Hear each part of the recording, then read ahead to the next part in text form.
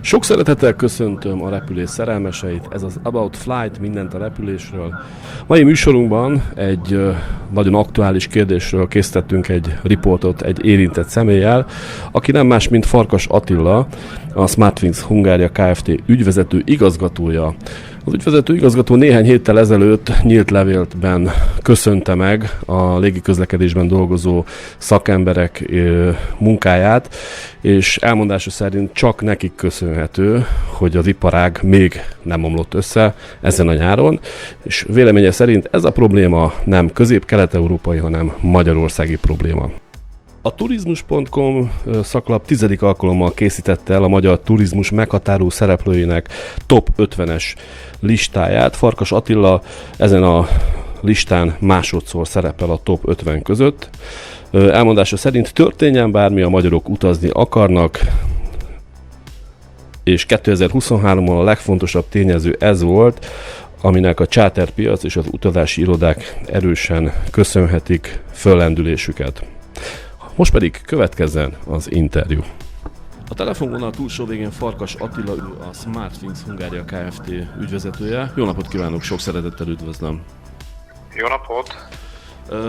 Önök, mint különleges légitársaság ezen a közép-európai piacon szerepelnek, és az elmúlt napok nehéz szituációiban egy nagyon érdekes, és megmondom őszintén, nagyon szívhez szóló levelet tett közzé ön személy szerint, mint a cég ügyvezetője, ami igazából nem csak az ön kollégáinak szólt, hanem a légiközlekedésben dolgozók szinte teljes spektrumán. Ugye arról van szó, hogy az idei esztendő, főleg itt Közép-Európában a megnövekedett igényeknek köszönhetően hát nagyon sok apró pici, aztán nagyobb problémákkal járt, késések, stb.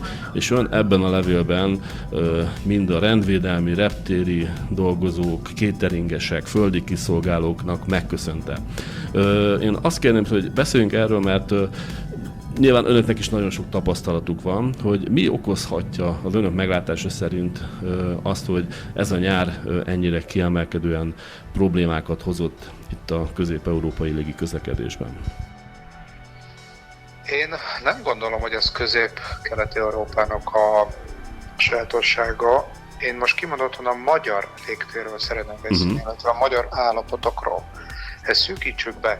Az, hogy nyáron nagy a forgalom, igen, az lehet egy európai kérdés, vagy közép-kelet-európai kérdés, de Magyarország egy speciális helyzetben van, mégpedig azért, hogy ma Magyarországon nincs egy dedikált közlekedési minisztérium. Van egy hibrid megoldás, de csak az ország logisztikájáért nincs egy dedikált minisztérium, vagy miniszter, aki csak és kizárólag az ország logisztikájával foglalkozna. Ez egy alapvető probléma. Innen kezdődnek a problémák. Hogy nekünk, mint üzemeltetők vagy operátorok nem igazán van jó áthidalva a kormányzat és a szakma közti híd. A másik súlyos probléma, hogy a magyar állam tulajdonában lévő Hungarocontrolt azt utolsó 2 év alatt álláspontom szerint nagyon-nagyon súlyosan sikerült leépíteni. Szóval azt, hogy eltávolítottak 2 évvel ezelőtt egy professzionálisan működő menedzsert, és a helyébe raktak egy nem szakmai kollégát, aki mellékállásban csinálja ezt a munkát, és hetente 2-szer jár be dolgozni, azért ez valahogy rámutat arra, hogy nagyon-nagyon nem jól kezeli a magyar állam ezeket a kérdéseket. Mi nem dolgozunk nagyobb kapacitásokkal. Az, hogy nyáron utaznak az emberek, amióta 23 éves csinálom, nyáron mindig többen utaznak. Ez teljesen logikus. A Covid után, bár most a Covid az egy zero pont volt, amikor egyáltalán nem volt utasforgalom. Hát ahhoz képest természetesen, hogy megugrott. De nincs több repülőgép a levegőben, mint mondjuk 5 évvel ezelőtt. Itt nincsenek látványos kapacitások, kapacitás nevelése. Ami burkolja a témát, az az, hogy a 2 éve a ukrán-orosz háború miatt délről kikerülik a Ukrajna légterét, és akkor itt egy kicsit ezek a légifolyosok besűrűsödnek, de attól függetlenül ennek működnie kellene. Igen, tulajdonképpen a levélben is ezt fogalmazta meg, hogy súlyos szerkezeti problémák és ugye a légirányítást tette legelőre. Tehát akkor gyakorlatilag ez a probléma mégiscsak itt keresendő. Ugye önök vetétársa, versenytársa ugye szintén ezt hozta fel a közéleti sajtóban, hogy a légirányítás nem végzi a dolgát. Akkor ezek tapasztalatai szerint is, és a kollégák tapasztalat szerint is ez lehet a fő oka ennek a késéseknek? Igen, egyértelműen igen. Hiszen itt nincs több légitársaság, itt nincs több repülőgép a felhők között. Itt ugyanazok a kapacitások vannak évek óta, Covid után ugyebár ez emelkedik, de ennek a áteresztő kapacitását, ezt a légirányítást kell, hogy megoldja. Van még egy nagyon súlyos probléma, ami ugyebár átlép a magyar határokon kívül, az meg a Európai Uniónak a légirányítása, a munkarakontroll. Mondok egy példát. Amerikában, Egyesült Államokban nagyon nagy utasforgalom. Ők történelmileg egy más léptékben fejlődtek és mozognak, ez egy nagy ország.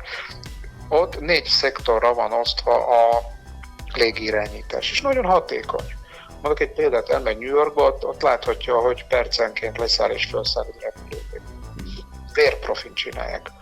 És akkor most átugrok Európába, ugyebár itt minden országnak van egy saját légirányítás. Ezek általában állami monopóliumok. És van 27 tagállam, és Európában ez a 27 tagállam irányítja külön-külön a légirányítást. Ez nem hatékony. Túl sokan vannak, kicsik ezek az országok, pikpak átrepül a repülőgép a ország fölött, Magyarország is egy kicsi ország. Nem hatékony. Szóval túl sok a légirányító központ, ahelyett, hogy legyen egy federalista, mondjuk 3 vagy 4, és az irányítja a egész Európa fölött a légirányítást, akkor hatékonyabb lenne. Működik a rendszer, de nem hatékony. A hangsúly azon van, hogy nem hatékony. Csak itt van egy alapvető probléma, hogy a politikusok nem hajlandók átadni a saját országnak a légirányítását egy federalista gondolkodású központnak, hanem mindenki ragaszkodik a magyar, vagyis az állami monopóliumához. Hiszen ebből pénzt tudnak csinálni, pénzt tudnak kivenni, és nem akarják ezt a függetlenséget átadni. Ezért nem hatékony. Hogy egy kicsit tovább lépjünk, ugye a légirányítás mellett ön is említette, és más légitársaság is ezt szóvá tette, hogy ugye gyakorlatilag a Covid után az első olyan év, de talán már a tavaly is olyan volt, amikor láthatóan megnövekedett az utazási kedv. Önök is ezt tapasztalják? Most a Covidhoz képest természetesen nagy van növekedés, de ne azt már vegyük alapul, hogy totálisan leállt a légi közlekedés a Covid miatt. Az teljesen hibás ez a megközelítés, hogy azon csodálkozunk, hogy Covidhoz képest utaznak az emberek. Hát, úristen, Covid alatt senki se utazott. A magyar légi közlekedést említette, hogy inkább maradjunk eznél a témánál. Ugye megemlítette a budapesti bázis reptér mellett Debrecent is. Ugye itt is volt egy komoly időszak, egy egyhetes időszak, amikor ugye a repülőtér bezárt, és hogyha jók az információ, most az utóbbi időben is volt 2 ilyen rendkívüli eset, ugye madárral való ütközés. Ezt meg tudja erősíteni? Ugyanoda kanyarodok vissza, hogy ez a magyar állam tulajdonában van ez a repülőtér, ez az ország második legnagyobb repülőtere, és akkor kérdezem én, hogy a tulajdonosok hogyan kezelik ezt a repülőteret, hogy megtörténhet, hogy egyetlen pályájuk ilyen szinten megsérült. Hát ezt meg lehet előzni, egy műszakilag olyan karbantartásokat kell végrehajtani, hogy ne a nyár kellős közepén legyen egy ilyen krízishelyzet. A másik dolog, ami ugyanolyan nagy probléma és veszélyes, az, hogy a madárriasztás nem működik Debrecenben. Ott anyáznak a naptestű madarak, gólyák, csak csak egy példát, a reptér mellett itt nem arról beszélek, hogy leszállásnál vagy felszállásnál keresztezik a madarak a repülőgépnek a útvonalát, hanem ott tanyáznak konkrétan a repülőtér mellett a nadtestű madarak, és nem működik a riasztás. És akkor nekünk természetesen súlyos problémákat okoz az, hogy leszállás vagy felszállás közben ezek a madarak megriadnak, és felszállásnál belerepülnek a hajtóművekbe, és tönkre teszik a hajtóműveket. Ez megint magyar állam tulajdonában van ez a repülőtér. Megint oda kanyarodok vissza, hogy a tulajdonosnak kellene ezért felelni, és úgy karbantartani, és üzemeltetni a repülőteret, hogy az jó és megbízható legyen, és ne legyen veszélyes. Ugyanaz, mint a Hungarakontroll, ez a magyar állam tulajdonában van. Tessék megkérdezni a felelős minisztert, vagy a kormánytagokat, hogy akkor ezt mégis hogyan gondolják. Ahelyett, hogy fenyegetik a légitársaságokat, vagy büntetik. Visszatérve a levélre, miért tartotta fontosnak, hogy a szakmában dolgozó kollégákhoz ez eljusson nyilván a nyárteljes kellős közepén, és ugye ilyen problémák közepette?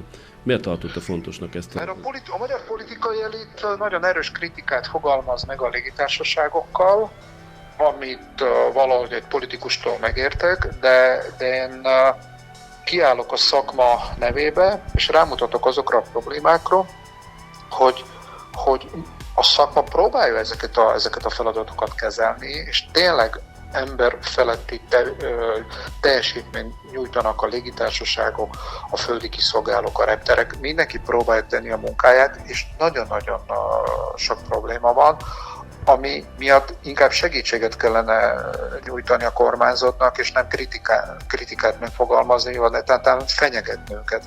Mert akkor fölteszem a kérdést, minek vásárolták meg a Ferihegyi repülőteret, amikor közben fenyegetik a légitársaságokat. Hát akkor a légitársaságok azt fogják mondani, mi nem akarunk ilyen környezetben dolgozni, akkor inkább repülünk Bécsből, ami olcsóbb és fejlettebb, és senki sem fenyeget minket. Magyarországon a légitársaságoknak extra profit adót kell fizetni. Kérdezem én, kijöttünk a Covid-ból, Magyarország az egyetlen olyan ország, ahol kivetették a extra profit adót a légitársaságokat. Totális abszurd.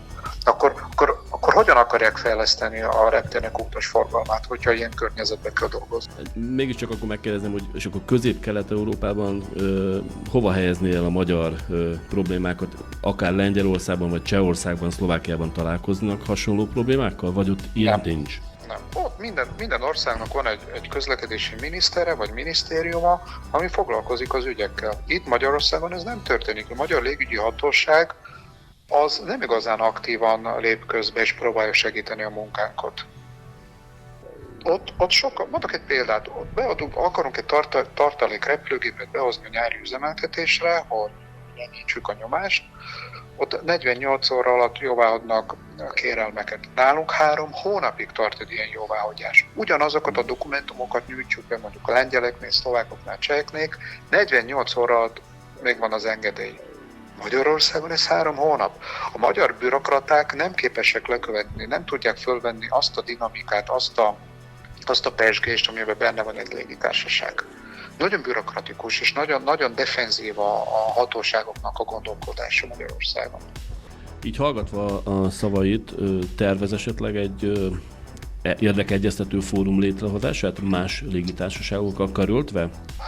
Nekünk van egy nemzetközi testületünk, a JATA, de a JATA ilyen regionális vagy lokális problémákkal foglalkozik. Ezt nekünk kell itt megbeszélni a hatóságokkal, hogy milyen fejlesztéseket vagy milyen megoldások felé tudjuk ezt elmozdítani. Én úgy gondolom, ezt minden légitársaság saját maga fogja megjárni ezt az utat.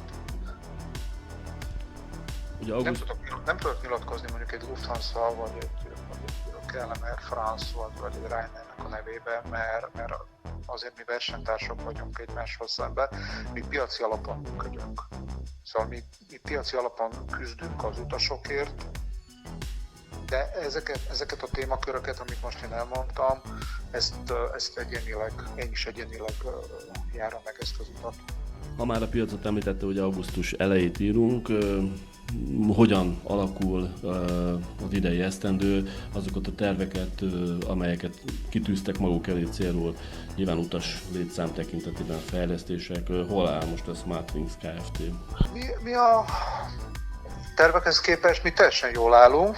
Ami negatívan befolyásolja a mi eredményességünket, ez a irdatlan mennyiségű késés, amit a légirányítók okoznak. Ugyebár nekünk kártérítést kell abban az esetben, hogyha jogos, akkor nekünk kártérítést kell fizetni az utasoknak.